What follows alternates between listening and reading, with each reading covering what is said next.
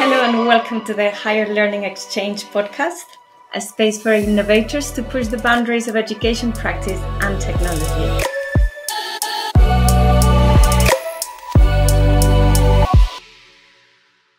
Olá a todos e sejam muito bem-vindos. Hoje sou a vossa anfitriã para mais um episódio gravado em português. O meu nome é Magda Fonte e é com grande entusiasmo que dou as boas-vindas à nossa convidada, a professora Neusa Pedro.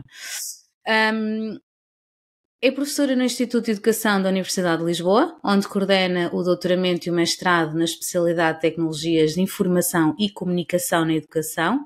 É doutorada na mesma área de especialidade e tem mestrado em Psicologia da Educação.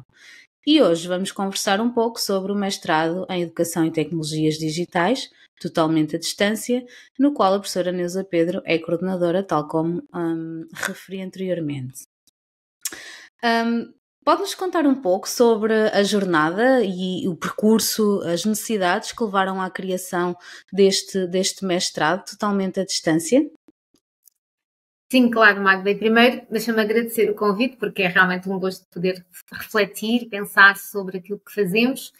E este mestrado já tem mais de uma década, tem aproximadamente 14 anos agora, e ele veio muito numa lógica reativa àquilo que era uma necessidade sentida no mercado educativo de ter profissionais que tivessem valências tanto no domínio da educação como no domínio das tecnologias, exatamente para promover um espaço de desenvolvimento de conteúdos, de construção de cursos e também de suporte às instituições que pretendam investir neste domínio mais ligado às tecnologias educativas, ao e-learning, contendo dentro dele exatamente um espaço para desenvolver profissionais que servissem a estas necessidades. Eu acho que não foi uma visão assim tão visionária se olharmos para o mundo no seu global, mas acabou por ser uma lógica visionária considerando a realidade portuguesa, a tentar responder àquilo que são as demandas do mercado, que são crescentes, e não temos até hoje falta de procura, muito pelo contrário, cada vez temos mais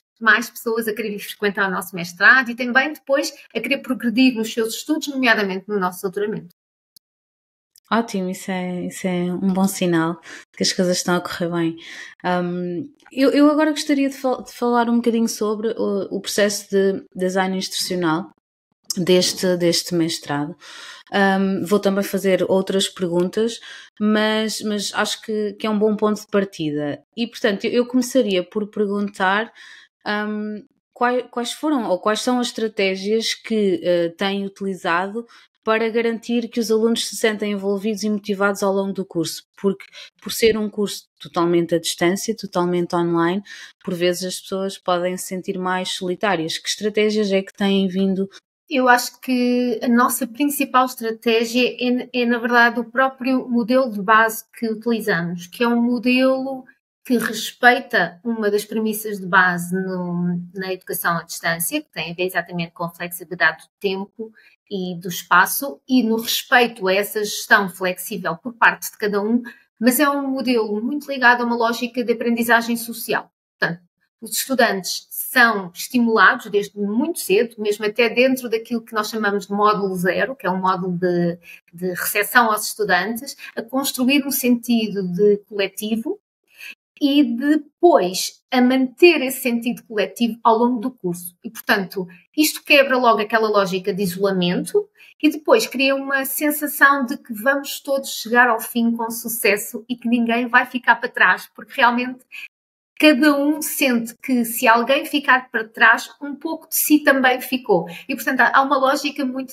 não só de trabalho em conjunto, porque também os estudantes, apesar de estarem a funcionar em regime totalmente à distância, e ele é maioritariamente assíncrono, têm trabalhos em grupo, têm que ser chamados a trabalhar uns com os outros, obviamente com flexibilidade de horários, mas têm que fazê-lo, e depois são também estimulados a que, em determinados momentos do seu percurso, esta lógica não só de grupo, mas de turma, se constitua. E eu acho que isso é um dos nossos grandes elementos de sucesso. Uma outra questão que é importante é a lógica de ter um ritmo muito marcado de trabalho e associado a esse ritmo marcado de trabalho, milestones muito específicas com feedback tão próximo quanto possível do atingir daquela milestone. O que faz com que o estudante vá percebendo que, semana a semana, o curso está a acontecer. Então, 2 semanas passadas já falta menos para acabar o curso do que antes faltaria. E, portanto, é muito rápido a nossa lógica de funcionamento e é também muito fácil para o estudante ver que as coisas estão a acontecer e que ele está a progredir na sua aprendizagem com este ritmo muito semanal.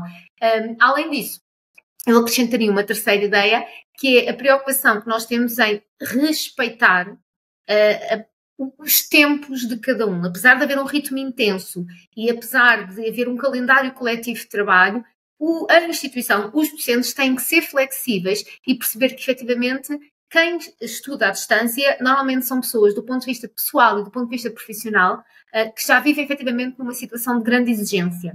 Mas também são pessoas de higher achievers, não é? Pessoas que efetivamente querem fazer mais. E, portanto, nós temos que estar com elas naquilo que efetivamente é esta sua nova ambição, que é uma ambição académica. E, portanto, se entendermos que, efetivamente, a nossa responsabilidade institucional, perceber a característica de cada um, os contextos de cada um e ser flexíveis face a essa realidade, as coisas funcionam com maior sucesso.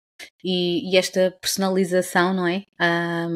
Aos estilos individuais de cada estudante, acho que é sem dúvida uma mais-valia. Falou da parte síncrona e assíncrona, portanto o curso é maioritariamente assíncrono, mas existe alguma obrigatoriedade na parte síncrona? Todas as unidades curriculares têm sessões síncronas? De que forma é que elas são integradas no curso? Pois, eu acho que a Magda falou aí numa coisa muito importante, que é esta personalização. E, portanto, eu vou partilhar aquilo que é a nossa matriz de trabalho, mas depois, a cada ano, nós temos que compreender as características da turma e temos que ajustar-nos àquilo que são as expectativas, as ambições e também as características dessa turma. Mas, tendencialmente, nós temos um modelo de trabalho 80% assíncrono e 20% síncrono. Isto significa que em todas as unidades curriculares há a possibilidade de haver sessões síncronas. Em algumas delas, essas sessões síncronas são integradas no plano de estudos, mas a sua frequência não é obrigatória. Portanto, é altamente estimulada, mas as sessões síncronas são gravadas e deixadas a posteriori para que os estudantes que naquele momento específico, porque realmente temos estudantes em diferentes fusos horários, naquele momento específico não possam estar na sessão síncrona, possam visualizar a posteriori. E acrescento esta preocupação de haver flexibilidade no implementar destes 20%, a ideia de que esta distribuição percentual também acontece com pesos um pouquinho diferentes naquilo que é o primeiro ano e o segundo ano do ciclo de estudos, porque o mestrado no segundo ano é um mestrado muito orientado ao desenvolvimento de um trabalho académico de natureza científica.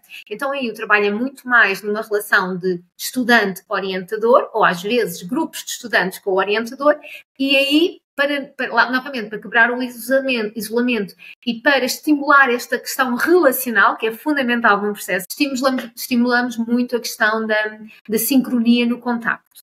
Então, o primeiro ano ele é maioritariamente assíncrono, ainda que haja um pendor de sincronia, também muito em função daquilo que a turma pede. Portanto, posso, por exemplo, dizer-vos que durante a pandemia foi muito intenso a necessidade de atividade síncrona. Nós notámos isso, como digo, nós trabalhamos há 14 anos e, portanto, vimos o que era um padrão de estudante pré-pandémico, peri-pandémico e pós-pandémico. E foi muito diferente. Então, nós temos necessidade de perceber o que é que são as representações que as pessoas trazem, por exemplo, sobre o que é estudar à distância e também as necessidades que a turma sente de estar todos ao mesmo tempo a pensar e a desenvolver qualquer coisa com um docente. Há turmas em que isso é completamente irrelevante ou é pouco relevante e há turmas onde isso é fundamental e, portanto, temos que sentir a turma, temos que nos sentir também enquanto docentes daquela turma e responder àquilo que cada ano é diferente e a verdade é mesmo essa, cada ano é diferente, há anos mais iguais uns aos outros, mas cada ano é diferente. Sim. E este mestrado segue um desenho, principalmente no primeiro ano, acho que isto é mais para o primeiro ano, que acredito que seja mais curricular. Este mestrado segue um desenho uniformizado nas várias unidades curriculares, ou em cada unidade curricular os estudantes vão encontrar tipologias de atividades distintas, tecnologias de suporte específicas da unidade curricular, métodos de avaliação diferenciados? Como é que foi pensado, não é?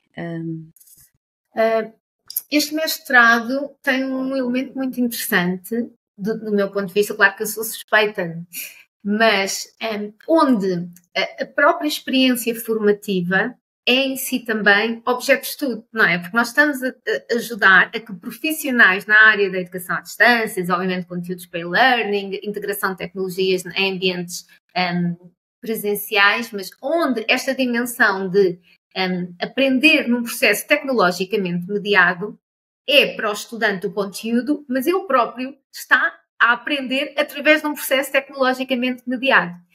E considerando isto, nós entendemos que, apesar de haver efetivamente pilares centrais na estruturação do curso, e que são esses pilares que edificam a totalidade das disciplinas, depois a experiência educativa em cada unidade curricular merecia diversidade.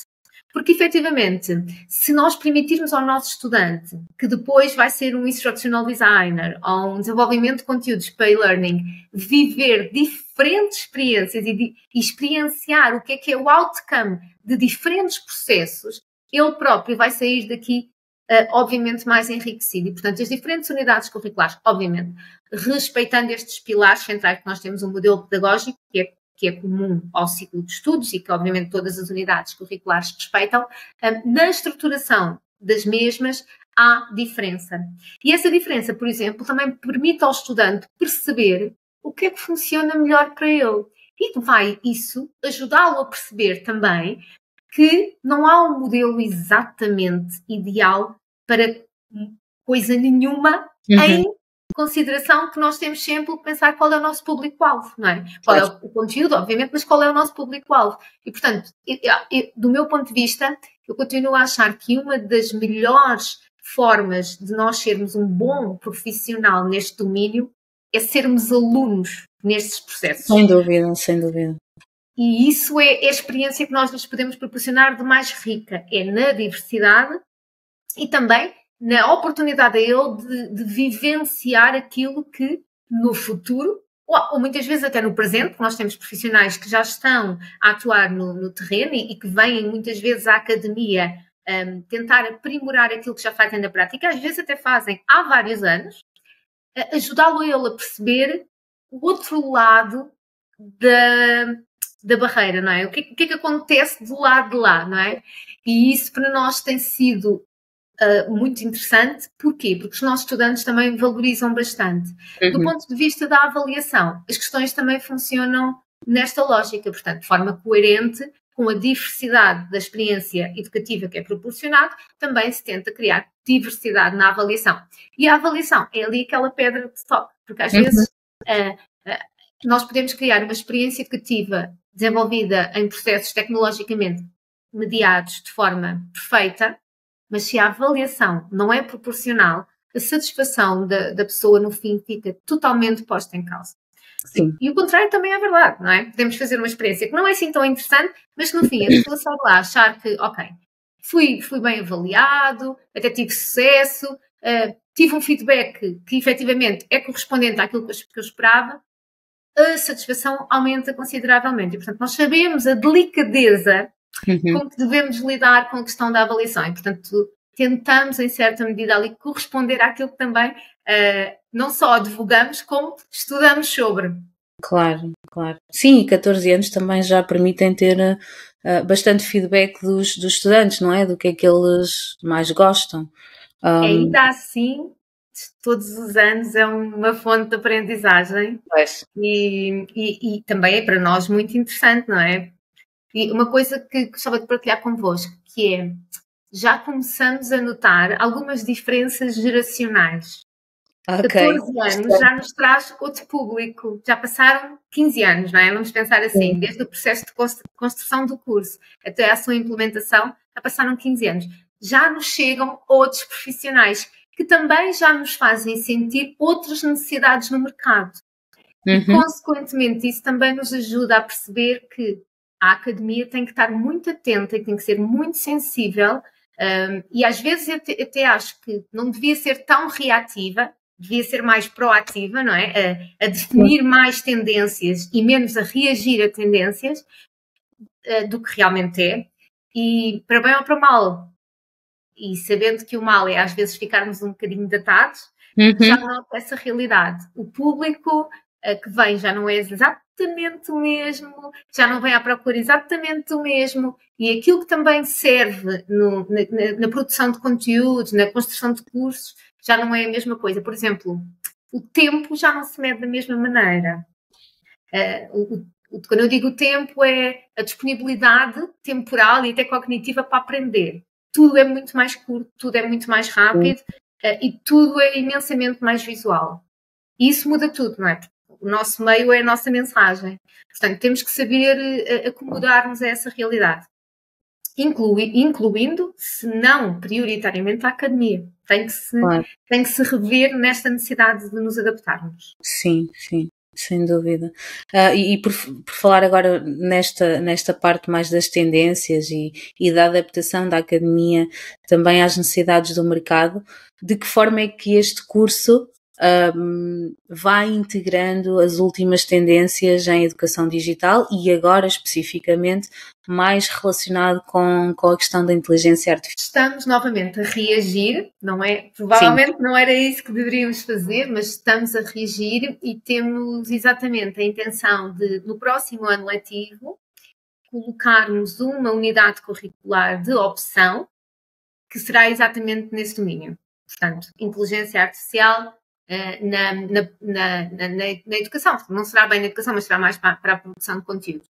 E porquê é que isto tem que acontecer assim? Porque a construção de um ciclo de estudos, a aprovação de um ciclo de estudos tem um processo de acreditação que nos obriga depois a seguir o plano de estudos que foi acreditado. Portanto, não temos assim tanta manobra como se calhar gostaríamos de ter. Mas naquilo que são as disciplinas core, as mudanças têm que ser realizadas com alguma sensibilidade. Nas disciplinas de opção, nós temos mais flexibilidade e, consequentemente, será exatamente aí que nós vamos colocar o tema. Não é que o tema antes já não tenha sido tratado, e é, dentro de outras unidades curriculares, mas agora também, sabendo que o nosso público vem com essa necessidade e que, se não vier, nós queremos que saia com essa necessidade, resolvemos Sim. Então criar uma unidade curricular específica de opção, que acontece no primeiro ano, segundo semestre, apesar de nós funcionarmos por trimestres, vai acontecer no terceiro trimestre. O que acontece é que vamos tentar exatamente trazer o tema a ser ele mesmo foco, e não um dos focos noutra unidade curricular. E do ponto de vista dos estudantes, sentem que os estudantes já estão a fazer uso da inteligência artificial na sua prática diária, que são proativos, que usam ChatGPT e outras ferramentas do género? Como é que estão, no fundo, a monitorizar essa vertente? Eu tenho a sensação que ainda temos utilizadores pouco informados em relação à profusão de soluções que há ao dispor. Certamente os nossos estudantes usam ChatGPT, versões, eu vou dizer, não pagas e pouco eficientes desse tipo de tecnologia, a grande maioria, e nós entendemos que esse tem que ser o princípio a partir do qual partimos. Ou seja, não vale a pena achar que vamos desenhar avaliação num cenário onde estas ferramentas não existem. Vamos partir exatamente do oposto. Estas ferramentas existem, estão ao nosso dispor, tendemos a entender que não somos nós que estamos ao dispor delas, elas estão ao nosso dispor, então ótimo, perfeito. E vamos considerar isso no desenho que fazemos da avaliação. Portanto, não temos avaliação por exame, temos algumas oportunidades de avaliação que são por aquilo que são tradicionalmente definidas como as orais, em que os estudantes vêm desenvolveram conteúdos, desenvolveram produtos e vêm defender do ponto de vista teórico, do ponto de vista metodológico, do ponto de vista do modelo de base, do ponto de vista do user experience que usaram, de princípios, e vêm defender o trabalho, isso sim, mas não temos exames clássicos. Não nos faz sentido. Não faz sentido um instructional designer, no seu percurso formativo, ser avaliado por exame. Se é que me faria sentido noutro tanto conjunto de cursos, mas sim, isso seria outro podcast interessante para fazer. Sim, sobre avaliação. E, portanto, o que partimos do pressuposto é os nossos estudantes vão criar coisas. Ótimo, então a avaliação que nós nos pedimos é exatamente essa, que criem coisas, que produzam elementos e muitas vezes até em alinhamento com os seus contextos académicos, profissionais, sociais, culturais, produzam conteúdos que lhes vão servir para alguma coisa. Não só para obter a aprovação das unidades curriculares, mas que lhes sirvam para alguma coisa. E nisso, usem as ferramentas que têm ao dispor. Ótimo, excelente para eles, excelente para nós. Porque nós também queremos que eles conheçam as ferramentas e dominem as ferramentas. E que tenham, se calhar, uma visão crítica, não é? Porque eu acho que a vantagem de utilizar estas ferramentas é que não se faça copy-paste, mas sim que se tenha uma visão mais crítica. E isso vai ajudá-los a aprender e a reter algum conhecimento. Portanto, acho que existe muito potencial. Além disso, se nós desenharmos avaliação que seja copy-paste,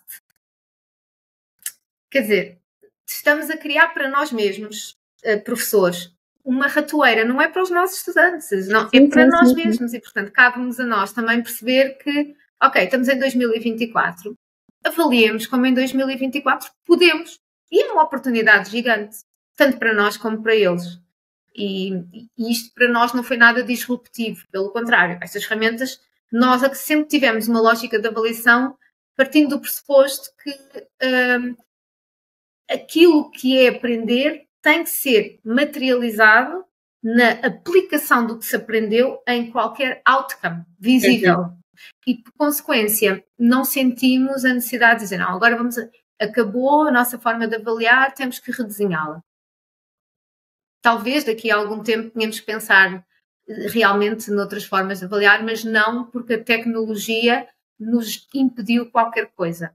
Pelo contrário, é porque a tecnologia nos passou a permitir quaisquer coisas que nós antes não tínhamos. Sim. É interessante esse ponto de vista. Falou há pouco, portanto, que há este mestrado e os mestrados em Portugal são acreditados pela agência e, portanto, que existe alguma dificuldade, às vezes, em adaptar as unidades curriculares a tendências e a outras características.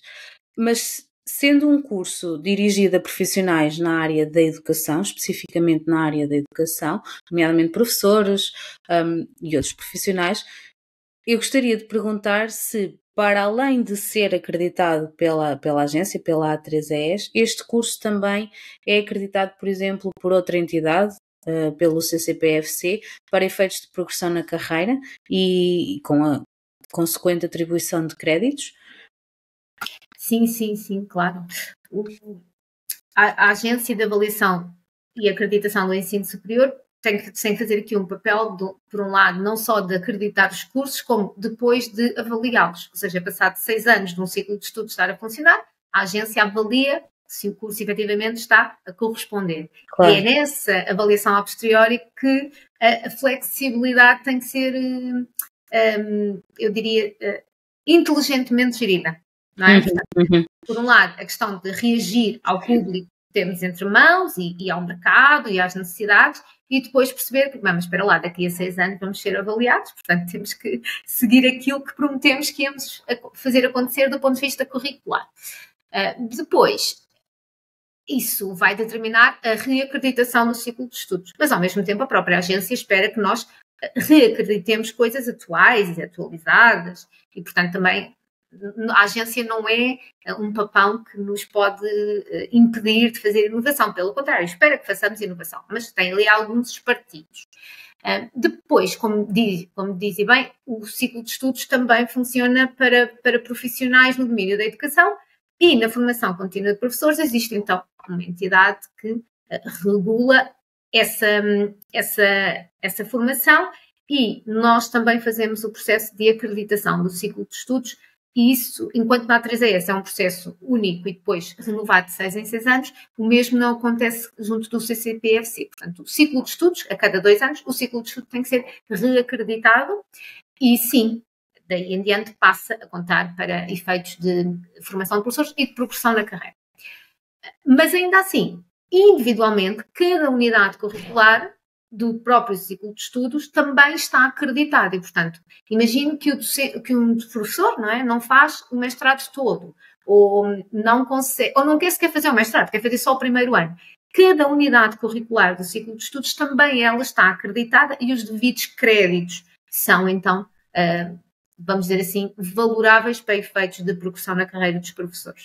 Portanto, são dois processos diferentes. A acreditação do ciclo de estudos todo, como a formação especializada, e a acreditação de cada unidade de formação, e aí é formação contínua, digamos assim. Okay. Mas ambos os processos estão assegurados. Ok. E falando destes dois processos, de forma muito sucinta, porque também não vamos ter muito tempo para abordar isto de uma forma muito detalhada, quais foram os maiores desafios que sentiram, tanto num como no outro, e de que forma é que os superaram? Enquanto coordenadora, não é? Porque esteve envolvida em todo esse processo. Por exemplo, um dos desafios que sentimos é isto, de repente tínhamos uma turma que nos faz sentir que qualquer coisa lhes faria sentido.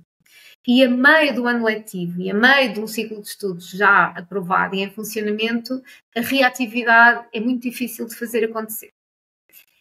Isso realmente custa, não é? Porque sentimos que mas para eles era interessante, e depois para nós docentes também era. Claro. Podíamos prototipar qualquer coisa, mesmo que depois percebêssemos, olha, não foi boa ideia, foi cedo demais, porque às vezes fazemos coisas cedo demais. Isso custa um bocadinho, isso realmente custa um pouco. Ao mesmo tempo, também sabemos que estes mecanismos são protetores, não é? Porque garantem que as pessoas sabem que vêm para atingir um conjunto de objetivos e que não se lhes vai mudar, então, aquilo que era o plano de trabalho a meio do percurso. Portanto, há aqui algumas expectativas iniciais que têm que ser correspondidas. Do ponto de vista daquilo que tem vindo a acontecer, e que também, do ponto de vista da coordenação, sinto um bocadinho mais dificuldade. E há alguns espartilhos que estes sistemas formais têm, que muitas vezes não respondem ou não correspondem à realidade. Formatos mais flexíveis de formação, lógicas de microcredenciação,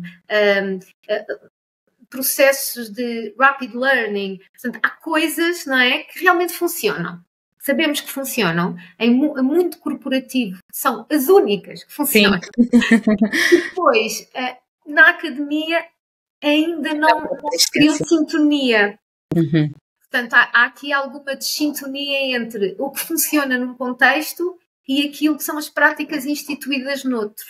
Isto realmente, do ponto de vista da coordenação, é os pontos onde eu sinto que me custa um bocadinho ainda lidar com. Bem, nós já estamos aqui mesmo na reta final da nossa conversa, e como última pergunta, que conselhos é que daria a instituições, a docentes e a todos os envolvidos? Porque há muita gente por trás a trabalhar para um curso online poder ser oferecido com qualidade, e falamos aqui também muito dos instructional designers. Que conselhos é que daria a todas estas pessoas, a todas estas instituições que desejam implementar cursos totalmente à distância, e que são universidades tradicionais que habitualmente têm oferta formativa presencial? Com base em toda esta experiência, que conselhos é que daria? Essa é uma excelente pergunta para acabarmos, porque realmente é uma pergunta difícil.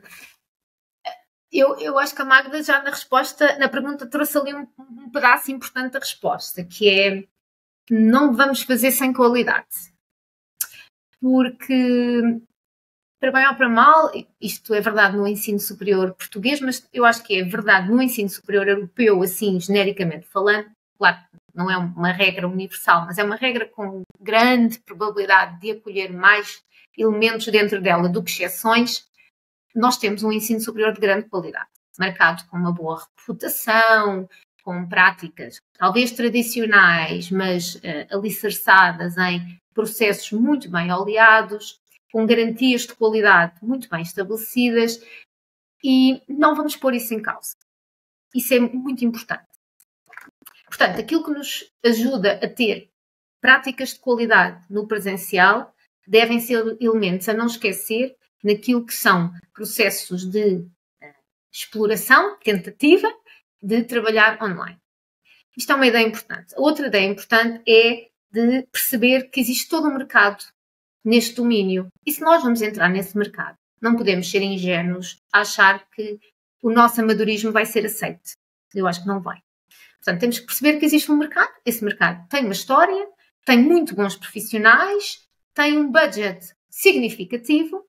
Portanto, se nós queremos entrar nesse mercado, não vamos entrar com o risco de sairmos dele com alguma mancha naquilo que é a nossa reputação. Portanto, temos que perceber bem o que é qualidade e o que é qualidade online. E o que é que os nossos concorrentes ou parceiros futuros, mas o que é que oferece? O que é que existe?